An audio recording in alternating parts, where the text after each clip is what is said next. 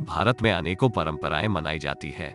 यहाँ के प्रत्येक प्रांत और क्षेत्र में अलग अलग परंपराएं हैं। कुछ परंपराएं तो इतनी अजीबोगरीब होती हैं कि उन पर यकीन करना भी मुश्किल होता है। ऐसी ही होली की एक परंपरा उत्तर प्रदेश के शाहजहांपुर जिले में भी मनाई जाती है, जो नए लोगों के लिए बेहद हैरान करने वाली है। दरअसल शाहजहांपुर जिले में होली पर लाट साहब यानी होली के नवाब का एक अजीबोगरीब जुलूस निकालने की परंपरा है। होली के नवाब का हर घर के बाहर झाड़ू और चप्पलों की बौछार से स्वागत होता है। होली के दिन रंग और मस्ती के जुलूस के बीच एक शख्स को जूतों की माला पहनाकर बैलगाड़ी पर बैठाकर पूरे शहर में घुमाया जाता है। बताया जाता है कि हर साल होली से एक दिन पहले स्थानीय लोग मिलकर एक लाट साहब या फिर नवाब चुनते हैं। एक दिन पहले से ही लाट साहब को पूरी तरह से नशा कराया जाता है। रंग वाले दिन भैंसा बुग्गी पर एक तख्त बांधकर उसके ऊपर कुर्सी बांधी जाती है। उस कुर्सी पर उस नवाब को बैठाकर उसके सर पर लोहे का तवा बांधा जाता है। उसके दाएं बाएं एक एक आदमी जूता और झाड़ू लेकर खड़ा होता है।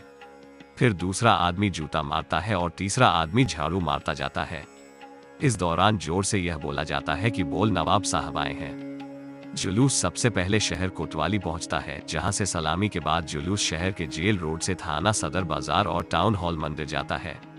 जिले के स्थानीय निवासी बताते हैं कि हर साल इस जुलूस को चौक कोतवाली से निकालकर पूरे शहर में घुमाते हैं, फिर वापस चौक पर आते हैं। इस जुलूस के खत्म होते ही यहाँ रंग खेलना बंद कर दिया जाता है। जुलूस खत्म होने के बाद उस व्यक्ति को नए कपड़े और रुपए देकर छोड़ देते हैं। जुलूस के इतिहास के बारे में बात करें तो यह एक बहुत पुरानी परंपरा है जो अंग्रेजों के समय से चली आ रही है। बताया जाता है कि जब यहाँ की जनता पर अंग्रेजों ने राज किया और जब आजाद हुए तो खुशी जाहिर करने के लिए लाट साहब नाम की परंपरा की शुरुआत की गई। लाट साहब किसे चुना जाएगा और वो किस धर्म को मानने वाला होगा, इसे गुप्त रखा जाता है। ऐसा इसीलिए किया जाता है ताकि किसी समुदाय की भावनाएं आहत ना हो। अक्सर गरीब लोगों को ही लाट साहब बनने के लिए तैयार किया जाता है, क्योंकि वो पैसा कमाने के लिए इस कार्य को खुशी खुशी कर लेते हैं। जिसको नवाब बनाना होता है उसकी तलाश कई दिन पहले से शुरू कर दी जाती है। बताया जाता है कि वो शख्स खास तौर पर मुस्लिम होता है, लेकिन उसे बेहद गोपनीय ढंग से छुपा कर रखा जाता है। उसकी खूब खातिरदारी की जाती है। ये सारा काम वो लोग करते हैं जिन पर नवाब बनाने की जिम्मेदारी होती है।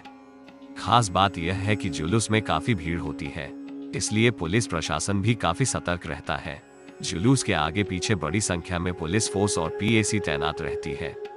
पुलिस प्रशासन को एक महीने पहले से ही जुलूस को शांतिपूर्ण ढंग से खत्म करने के लिए मेहनत करनी पड़ती है। यहाँ की होली हिंदुस्तान में बिल्कुल अलग ढंग की होती है और सबसे ज्यादा संवेदनशील मानी जाती है। जानकारी अच्छी लगी हो तो चैनल सब्सक्राइब जरूर करें।